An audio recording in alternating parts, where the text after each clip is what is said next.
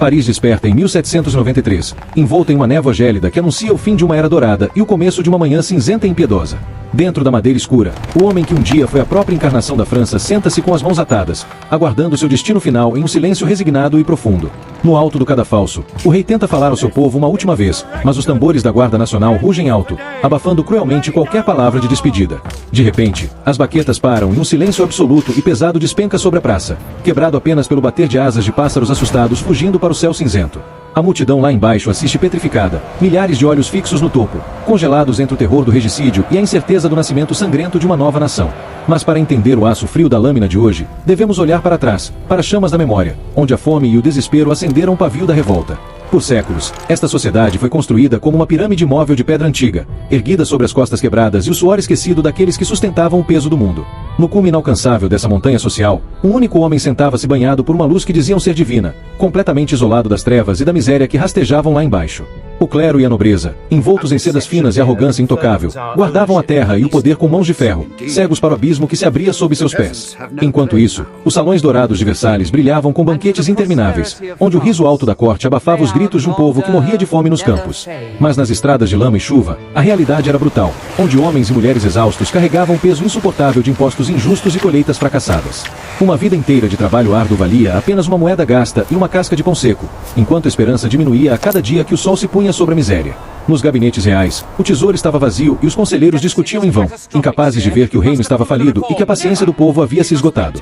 Desesperados, convocaram os Estados Gerais em um grande salão, reunindo as 3 ordens distintas, ainda separadas por um abismo antigo de privilégios e ressentimentos de classe.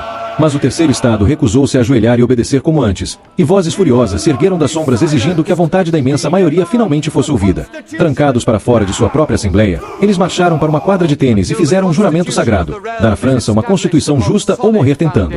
Paris respondeu com uma fúria incontrolável, e as ruas estreitas explodiram na noite enquanto mãos calejadas saqueavam lojas em busca de pólvora e mosquetes para a luta. Era 14 de julho, e a Bastilha erguia-se no horizonte como um monstro de pedra, o símbolo máximo do poder absoluto e da tirania que precisava ser derrubado. O povo tornou-se um exército improvisado, respondendo aos tiros da guarda com fogo de canhão, transformando a raiva acumulada em uma força de destruição imparável. Pedra por pedra, a fortaleza inexpugnável foi desmantelada pelas mãos nuas do povo, e o sol se pôs naquele dia sobre as ruínas fumegantes da velha autoridade real.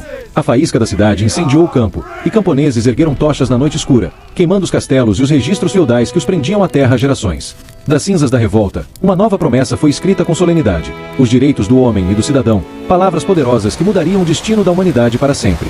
Mas os palácios permaneceram surdos à mudança, e 2 mundos coexistiam em tensão insuportável: a calma dos salões nobres e a fúria crescente dos mercados famintos. Cansadas de esperar, as mulheres de Paris tomaram a frente da história, marchando sob a chuva e a lama, armadas com a coragem feroz de quem não tem nada a perder. Elas chegaram como uma maré humana diante dos portões dourados de Versalhes, gritando por pão e exigindo que o rei voltasse para viver entre seu povo em Paris. A família real foi forçada a deixar seu santuário dourado, vendo pela janela da carruagem seu reino transformar-se em uma prisão de vidro cercada pelo ódio da multidão. Na escuridão de Varennes, uma lanterna erguida revelou a tentativa de fuga do rei, e a confiança sagrada entre o monarca e seus súditos foi quebrada para sempre. Dentro da Assembleia Legislativa, facções rivais nasceram, e as palavras tornaram-se armas políticas mais afiadas e perigosas que o aço das espadas dos exércitos. Enquanto isso, exércitos estrangeiros marcharam para as fronteiras, e o medo da invasão levou a revolução a um estado de frenesi defensivo e paranoia absoluta. O povo invadiu o Palácio das Tulherias em uma batalha sangrenta contra a Guarda Suíça, e a monarquia de 1000 anos caiu em um único dia de fumaça, pólvora e morte. Do caos da nova república, surgiu Maximilien Robespierre, um homem de virtude inabalável, escrevendo o destino da nação com uma pena fria e calculista como gelo. A lâmina caiu na Praça da Revolução e a república foi batizada no sangue de Luís XVI, um ato sem retorno que chocou todas as coroas da Europa. A sombra da guilhotina cresceu sobre a cidade, e o terror tornou-se a lei do dia, onde vizinhos denunciavam vizinhos e o medo rondava cada porta ao cair da noite. No auge de seu poder absoluto, Robespierre viu-se isolado no topo, ouvindo sussurros de traição em cada sombra e vendo inimigos mortais em cada rosto amigo. Mas a revolução sempre devora seus próprios filhos, e o grito de abaixo o tirano ecoou no salão quando seus próprios aliados se voltaram para derrubá-lo violentamente. Exausta de tanto sangue derramado, a França caiu nas mãos do diretório, onde a febre revolucionária deu lugar à corrupção, ao luxo decadente e à indiferença política. Até que um jovem general vitorioso voltou do fronte de batalha, e sua silhueta na porta do conselho trouxe o silêncio imediato e a promessa de uma nova autoridade. Napoleão Bonaparte olhou para o mapa da Europa com olhos de fogo, e sua ambição desenfreada queimava como o sol de um novo amanhecer imperial para a França. Sob sua mão de ferro, a estabilidade retornou aos campos e às cidades. Novas leis foram escritas e a ordem foi finalmente restaurada sobre o caos da Revolução. Na grandiosidade da Catedral de Notre-Dame, o soldado da Revolução levantou a coroa com as próprias mãos e tornou-se imperador, encerrando o ciclo onde começou.